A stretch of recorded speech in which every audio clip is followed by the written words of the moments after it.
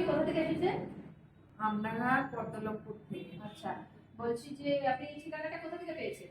হাজবেন্ডের কাছ থেকে। আচ্ছা, ব্রাঞ্চ নেম আপনার? বারাসাত। ও, আপনার নাম? সেলিমা বিবি। ম্যাম, আপনার প্রবলেম কি ছিল? প্রবলেম মাজায়, হাতে, ঘাড়ে মানে ব্যথা ছিল। আচ্ছা আচ্ছা। ডাক্তার দেখিয়েছিলেন, ডাক্তারের নাম? Sudip Kumar. Doctor Sudip Kumar. Sir ma'am, আপনার রানিং থেরাপি কতদিন হচ্ছে? আজকে কতদিন হলো? নটা হচ্ছে। থেরাপির আগে কেমন ছিলেন, থেরাপি নেওয়ার পর কেমন আছে? আগে তো অসুস্থ ছিলাম, এখন মানে মোটামুটি সুস্থ আছি। থেরাপি নিয়ে কোনো প্রবলেম, মানে ব্যথা যন্ত্রণা? না, ব্যথা যন্ত্রণা কমই আছে। আচ্ছা, আর থেরাপিস্ট যারা থেরাপি করায় আপনাদের, তাদেরকে নিয়ে আপনার কোনো প্রবলেম?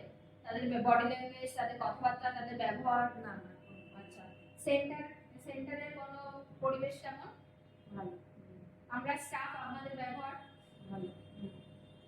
ডাক্তারবাবু মেডিসিন দিয়েছিলেন, মেডিসিন খান? হ্যাঁ। মেডিসিন চলছে? হ্যাঁ, মেডিসিন খেয়ে কোনো সমস্যা আছে?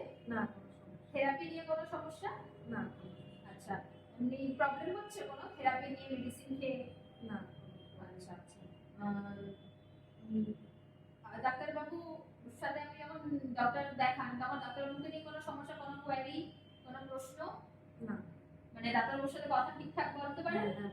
আচ্ছা, ঠিক আছে। এবার আপনাকে যদি বলা হয়, আপনি প্রথম দিন ডাক্তার দেখিয়েছিলেন, থেরাপি স্টার্ট হওয়া থেকে আজ থেরাপি নেওয়া পর্যন্ত ওভারঅল যদি আপনাকে একটা পার্সেন্ট দেওয়া হয়, 100%, তাহলে আপনি কত পার্সেন্ট আমাদের রেফার করবেন যে ঠিক আছে?